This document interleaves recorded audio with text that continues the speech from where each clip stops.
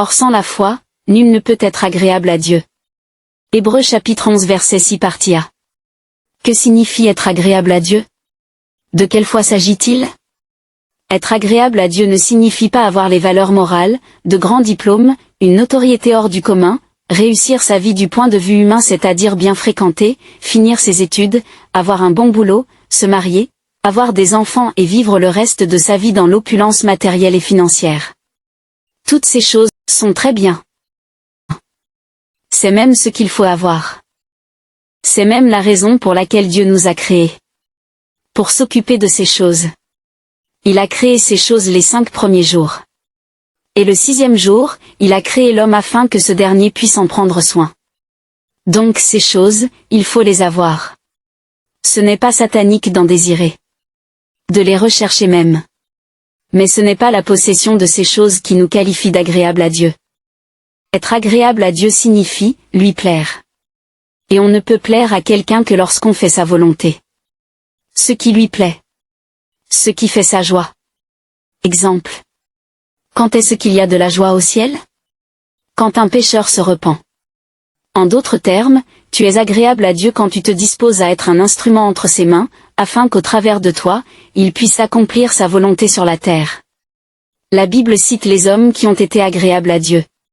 Quelques exemples. Abraham qui a quitté son pays, Moïse qui a quitté un palais pour une bergerie qui ne lui appartenait même pas, Ruth qui a quitté son pays pour un pays étranger frappé par la disette, Jésus qui a quitté le ciel pour ne citer que cela.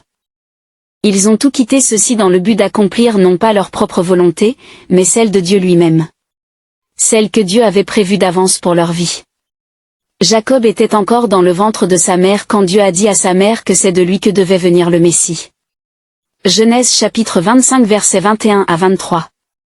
Jérémie n'était même pas encore dans le ventre de sa mère quand Dieu l'établissait prophète. Jérémie chapitre 1 verset 5. Donc bien-aimé, on est agréable à Dieu lorsqu'on fait sa volonté. Lorsqu'on vit selon sa volonté. Lorsqu'on est dans sa volonté. Lorsqu'on accomplit sa volonté pour notre vie au quotidien. Maintenant, comment y parvenir? Par la foi. De quelle foi s'agit-il? Bien-aimé, il ne s'agit pas de la foi en ses propres capacités, de la foi en un système établi par l'homme, de la foi en les capacités d'une autorité établie sur ta vie. Non. Il s'agit de la foi en une seule personne. En Jésus-Christ. Celui qu'on appelle le Messie, le Sauveur. C'est en lui seul. En personne d'autre que lui. Tout homme qui veut être agréable à Dieu doit mettre sa foi en lui.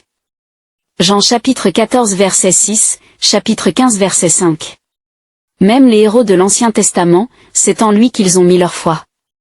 Ils ont vécu la grâce avant la grâce.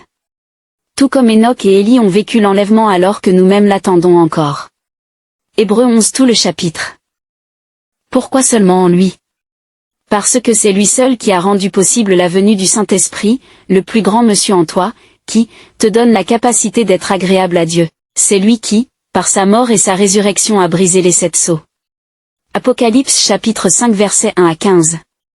7 signifie plénitude, sceau signifie Saint-Esprit. Donc 7 sceaux signifie plénitude du Saint-Esprit. En d'autres termes, c'est le Christ par sa mort et sa résurrection qui a rendu possible le fait que Dieu par le Saint-Esprit vienne lui-même habiter en toi, ceci dans le but de te rendre agréable à lui-même. Oui, bien-aimé. On parle de Dieu lui-même. Le grand Dieu que tu connais. Le même de l'Ancien Testament. Celui qu'aucun homme ne peut voir et rester en vie. Celui dont aucun homme pécheur ne peut supporter la présence. Mais le Christ par sa mort et sa résurrection a rendu tout cela possible. C'est le plus grand mystère de la vie. C'est pourquoi lui seul est digne. Apocalypse chapitre 5. C'est en lui qu'il faut mettre sa foi si tu veux être agréable à Dieu. Car, quand tu mets ta foi en lui, c'est-à-dire en sa mort et en sa résurrection, autrement dit, quand tu crois qu'il est mort pour te libérer du péché et ressuscité pour te donner la possibilité d'être agréable à Dieu, il te donne la plénitude du Saint-Esprit, celui-là qui te donne cette capacité d'être agréable à Dieu. 1 Corinthiens chapitre 2 versets 11 et 12. Jean chapitre 16 versets 7 et 13. Alors bien-aimés, pour reformuler notre texte de base qui est Hébreux chapitre 11 verset 6 partie A, on dira. Or, sans la foi en Jésus-Christ, Nul ne peut faire la volonté de Dieu. Bien-aimé, veux-tu être agréable à Dieu? Crois en Jésus-Christ. Il te donnera le Saint-Esprit. Et le Saint-Esprit va te donner la capacité d'être agréable à Dieu. Reçois le Saint-Esprit maintenant. Et que sa plénitude soit ton partage. Abonne-toi et active la notification pour plus de contenu. Demeure béni.